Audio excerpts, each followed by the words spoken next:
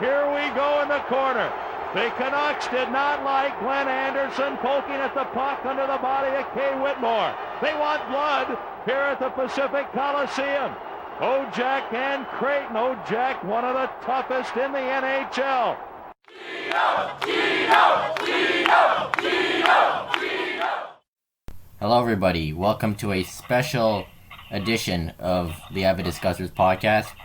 I'm Josh Ray, per usual, and joining me as always is Ty Party, and our special guest is the Allen Quinn assassin, former Canuck, fan favorite, Gino Odjick. Gino, how are you doing? I'm doing great.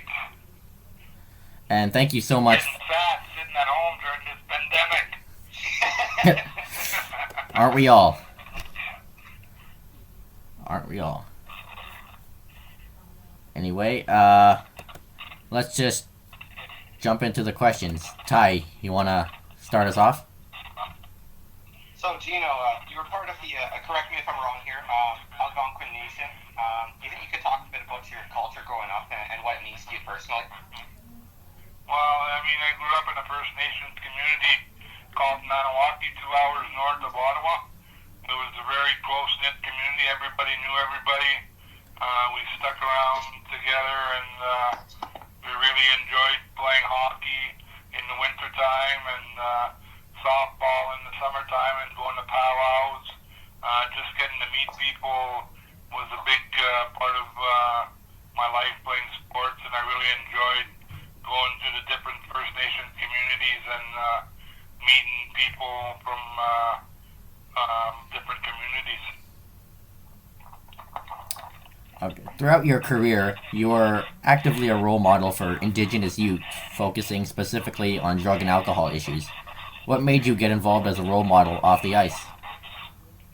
Well, once I got to Vancouver, we had a head scout who drafted me. His name was Ron Delorme.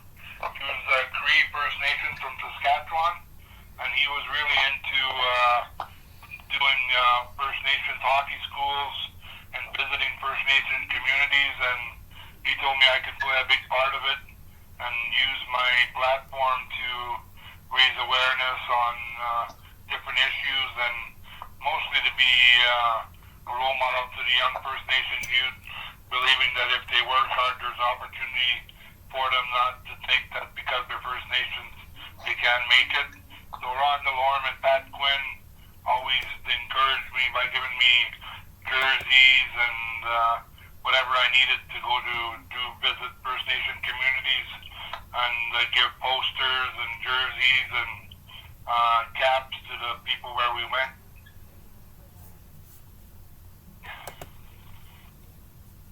Okay. And is that one of the big reasons you moved back to Vancouver after your career and partnered with the Musqueam First Nation? Yeah, well, I never left Vancouver. I always kept a home here, even when I got traded. So I'd come back in the summertime, and I got injured in Montreal my last year, and I didn't know what to do with myself.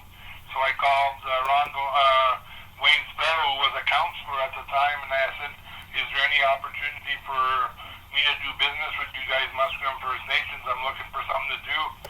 And he says, yeah, the golf course it just came up for sale, and we're looking for a partner to buy it. So I said, okay, I'll put up the money, and we'll become partners. And that's what happened. I really enjoyed working in the golf industry. I had 10 teaching pros working for me there, and we had a really good team. Kumi Kamara, who's our general manager, did a great job holding everybody together, and it was a lot of fun. I felt like it was part of a hockey team for the 10 years that I was there. You got a little handicap? The lowest I got it was 8, I think. That's with a couple of mulligans. And there are a lot of discussion in the hockey community today surrounding Akim Aliu. How did you encounter racism during your career? Well, it wasn't too bad. I mean, when we were young, sometimes people taunted us when we go to different towns and that, but I didn't encounter it too much. I think when I played, once I got to junior, they were just worried about winning and putting the best players on the ice possible. So I was fortunate that I didn't encounter it too much. But the toughest I've seen is when I played in Horse Lake. My last year playing senior hockey, and it was really rough there in Alberta. They were taunting us, and you could just tell that they didn't like having a First Nations team in the league. Moving more to the hockey side of things, you wore 29 in your hockey career. Is there anything special associated with that number? Yeah, my dad went to residential school in Kenora, Ontario, and they didn't have a name at the time. They had a number, and his number was 29, so I wore 29 to honor my dad. Okay, what connected you so quickly with Pavel Bure when he was first drafted by the Canucks? Well, we were two young guys, and my job was to protect the players on our team, and he became one of our stars very quickly. We were both young, 20 years old at the time, single guys, and I remember we were playing LA, and somebody took a run at him, and I went after the guy, and ever since then we became best friends. He took care of me, helping me score goals and getting assists, and I took care of him, giving him space to play and make sure that nobody ran him over. Is there a funny Pavel story that the general public probably hasn't heard by now? Well, we were playing Toronto one game, and I was playing on Pavel's line, and we were playing against Wendell Clark and Doug Gilmore's line. So I had the bright idea that I was going to start hitting Gilmore to get him off his game. And after the first period, Pavel tells me, "Hey, don't hit Gilmore anymore." I said, "Well, I'm getting him off his game." He goes, "No, don't hit him anymore." I said, "Okay, you're the boss." So I didn't hit him the rest of the game, and I didn't know why. I just forgot about it. And 25 years later, Wendell Clark's at a function, and he's telling the story of he was playing Vancouver one night, and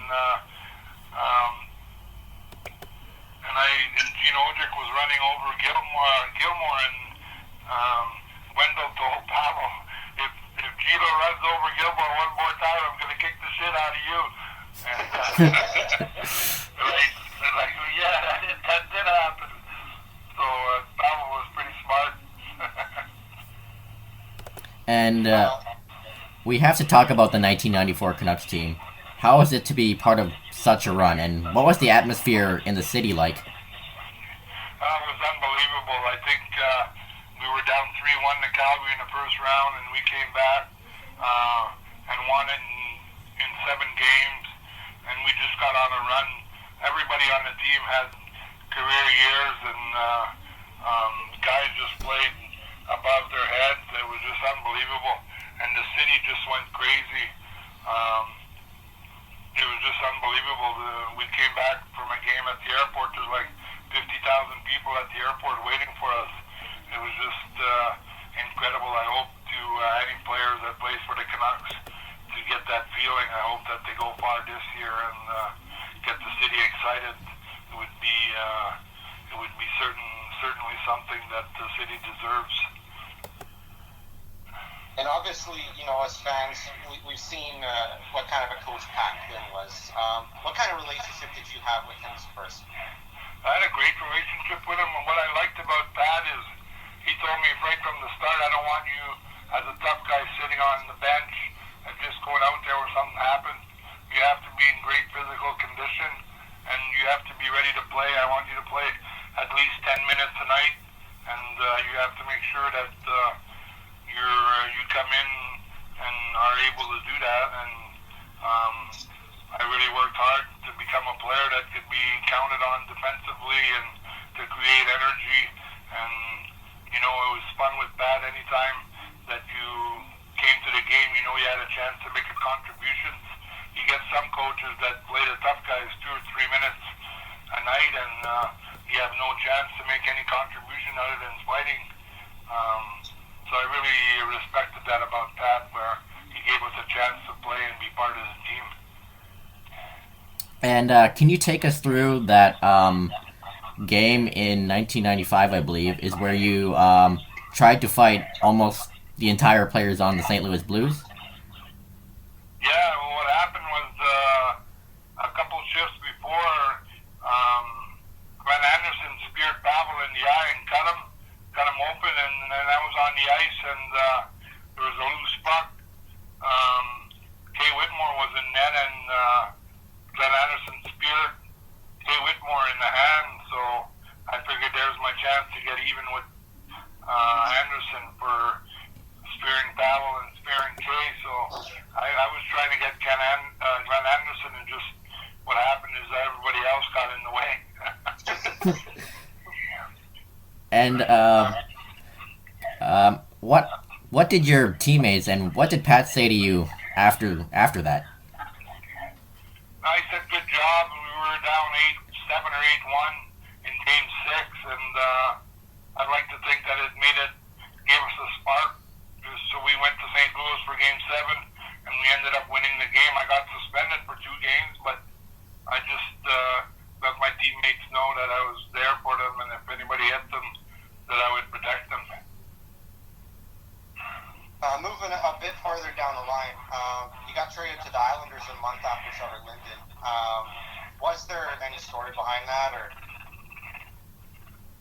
Well, I think, we had Mike Keenan there, and he came in and wanted to build a team his own way, and me and Mike Keenan had a different philosophy. I was used to with Pat Quinn, where you'd get 10 minutes of ice time per night, and Keenan wanted to play me 2 or 3 minutes. I didn't like that very much. I didn't feel that I was getting a chance to contribute. So I knew it was just a matter of time before I get traded, but Pavel told me that would be his last year in Vancouver and that he would get traded in the summertime. So I was just trying to hang on to stay with Pavel till the summertime, and then I would wait, sit out with him to wait till we got traded and hopefully get traded together, and that was the plan, but Keenan decided to trade me before I had a chance to ask for a trade. And here's a question. You were 1-for-1 in penalty shots. Would you be good at the shootout? I don't think my hands are fast enough to be good in the shootout nowadays. You look at them now, they're just professionals at it. These kids grew up doing it, doing the shootout, and they practice it every day, so it would be very hard for somebody like myself who didn't grow up doing the shootout, and just to go in there and try and score on these goalies nowadays. If you look at even NHL players that when they went to a shootout in '98, you could just tell the guys are much slower than the European guys, per se, who grew up doing the shootout.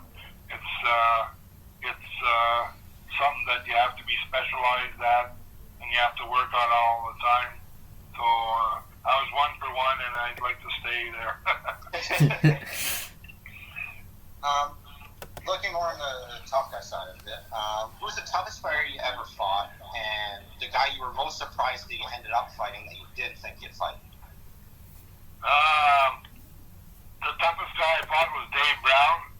He came from Philadelphia, but he got traded to the Oilers. He was a big guy, 6'6", and he was a lefty, and he had a wicked hard punch.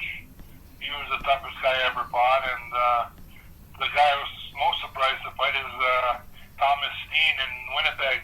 He came after me one night, and I couldn't believe he was coming after me.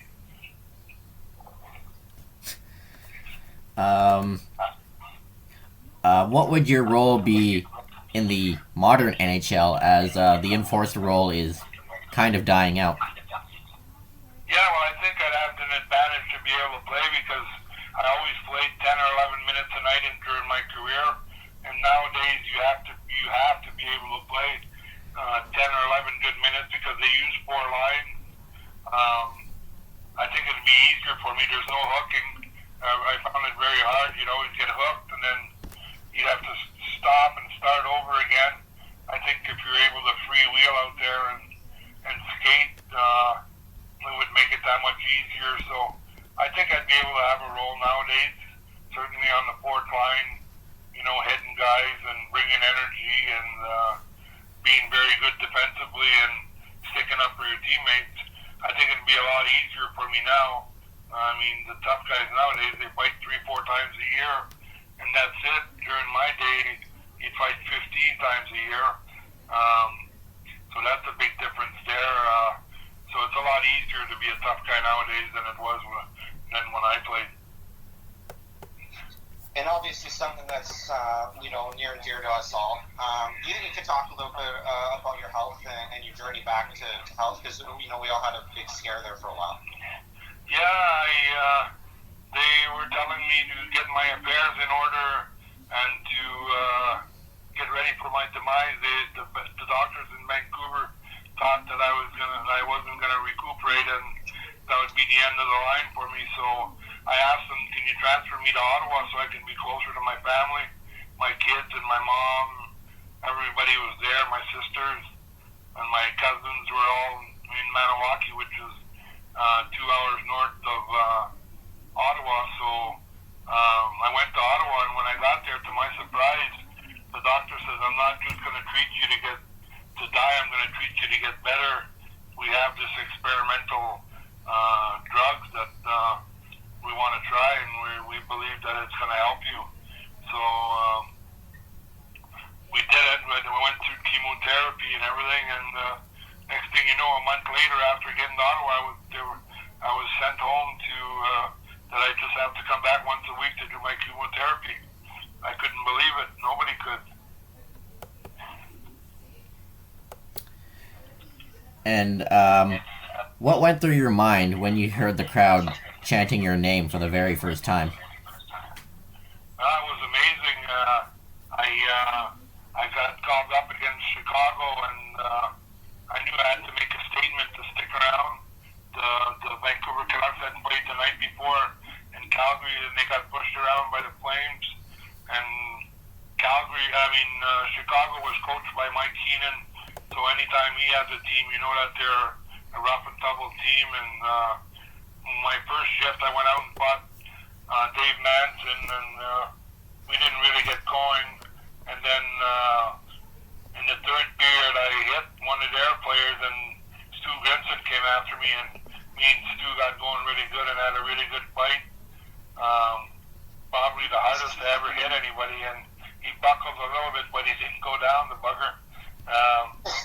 So the fans started cheering my name, and that was awesome.